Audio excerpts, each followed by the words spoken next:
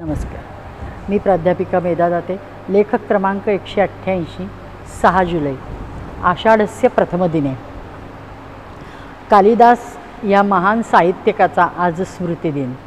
कालिदास एकमात्र जगात असा महाकवी आहे की ज्याचे मोठेपण जगाला मान्य आहे, पण त्याचा जन्म मृत्यू याची कुठेही नोंद नाही.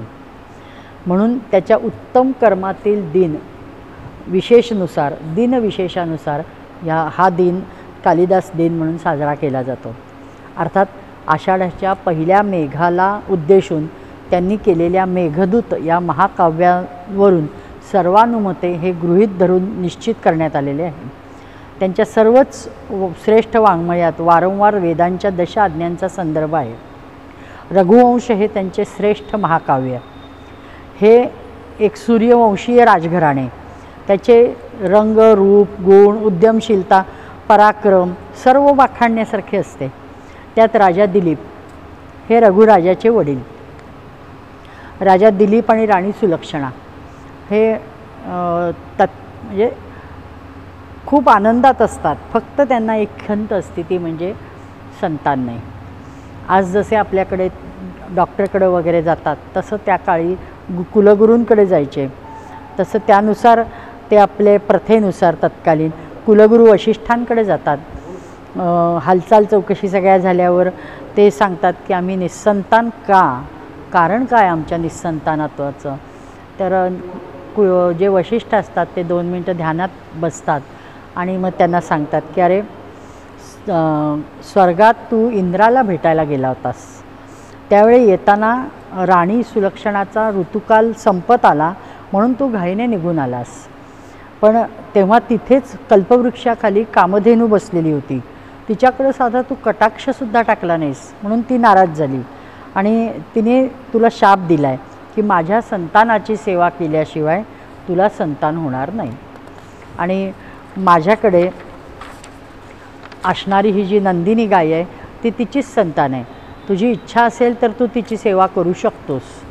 राजाची तत्परता पाहून सेवेला तयारी दाखवली. मग ते सांगतात की हे बघ राजा, गाईला दुखवायचे नाही, कोणता जंगली पशु तिच्यावर झडप घालणार नाही, इकडे लक्ष द्यायचे. आपण वनाच्या दिशेने तिला न्यायचे नाही, तर ती जिकडे जाईल तिकडे आपण जायचे. ती जेव्हा खाईल तेव्हा आपण खायचे. तिने पाणी पिले तरच आपण पाणी प्यायचे. ती विश्रांती घ्यायला लागली की आपण विश्रांती घ्यायची. राजा, ती जर उभेच राहिली तर आपणही उभेच राहायचे. एखाद्याची सावली जसे त्याचा मागोमाग करते, सर्व काही त्याच्याप्रमाणे करते, त्याप्रमाणे राजा तुला तिची सेवा करावी लागेल. हे फार दक्षतेने सेवा करावी लागेल. जर ह्या सगळ्या गोष्टी काटेकोरपणे तुला जमणार असतील तर माझी नंदिनी तुझ्या सेवेपुरती मी तुला देऊ शकतो आणि तुम्ही दाम्पत्याने तिची सेवा करा. आणि मग हे दाम्पत्य पूर्ण सहमती दाखवतं, कारण ते अधीर झालेलं असतं पुत्रलाभासाठी. मग राणी पुढे जाऊन कामधेनूच्या स्वागताची तयारी करते, दिव्यांची रोषणाई करते, फळाफुळांच्या आरास करते. नंदिनी घरी आली की तिला आनंदाने औक्षण करते. आता त्यांच्या परीक्षेचा दुसऱ्या दिवशी काळ सुरू होतो. दुसऱ्या दिवशी राणी पुन्हा तिला वनात जाताना ओवाळते, आनंदाने वनात जाण्यासाठी निरोप देते.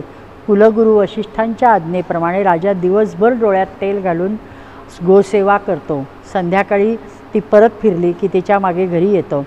राणी दोघांचेही आनंदाने स्वागत करते. अशी बिनचूक सेवा 21 दिवस घडते. राजा राणी फार आनंदात असतात, समाधानात असतात. धन्य तो गोवंश आणि धन्य कालिदासाचं विस्तृत वर्णन. नमस्कार.